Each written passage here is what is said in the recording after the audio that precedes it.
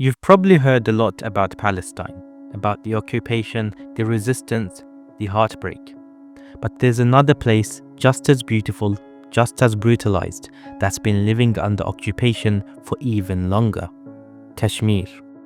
Last week, an attack near Pahalgam in the Indian-occupied Kashmir Valley killed 26 people. A tragedy, no doubt. But like so many headlines that flash and fade, we risk missing the bigger picture. Because this didn't happen in a vacuum. It never does. Kashmir has been bleeding quietly for nearly 8 decades, and most of the world, especially the Muslim world, has looked away. Let's rewind. India gains independence. The British, leaving behind a mess they'd stirred for centuries, divide the subcontinent. Hindu majority areas stay with India, Muslim majority areas form Pakistan.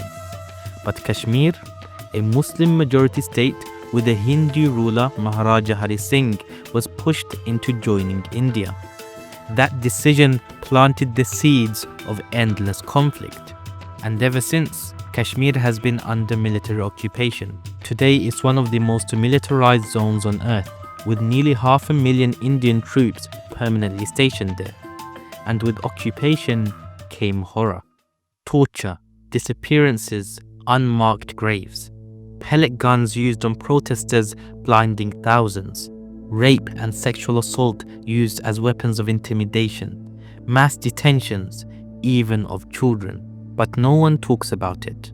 Not the international community, not the so-called Muslim allies, not even India's biggest trading partners in the Muslim world. And then came Narendra Modi. Modi's brand of politics, Hindutva, is not just nationalistic.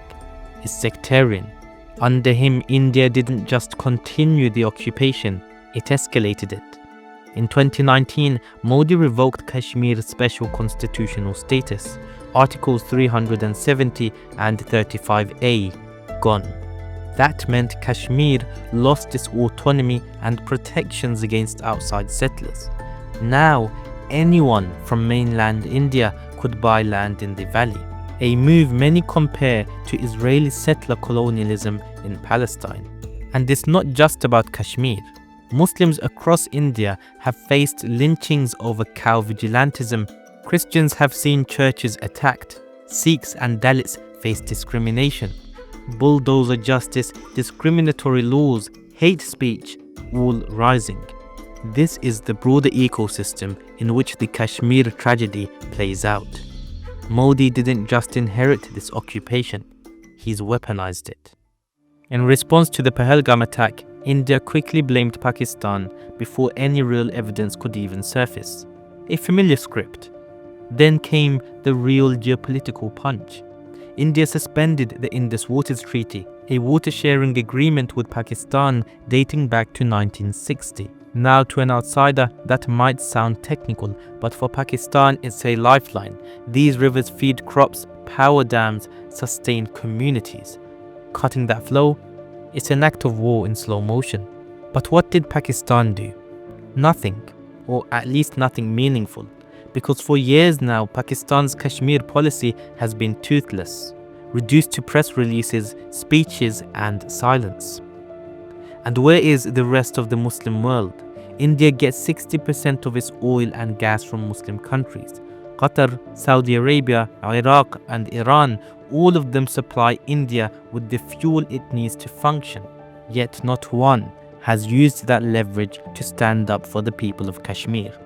The same people who are shot, detained, and disappeared while the world does billion-dollar deals with their occupiers. Let's face it.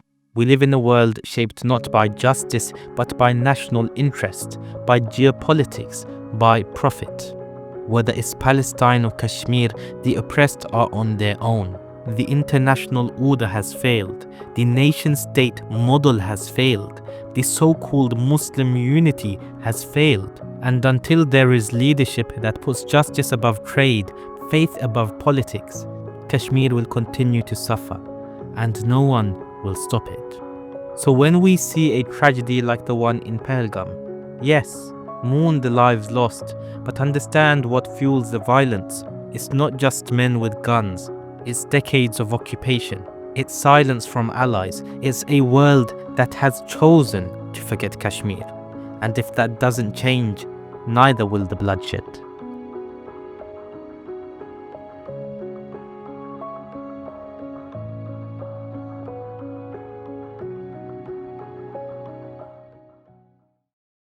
Hi everyone. If you like this content and want to join the conversation, please do consider liking this video, subscribing and sharing it. Thanks.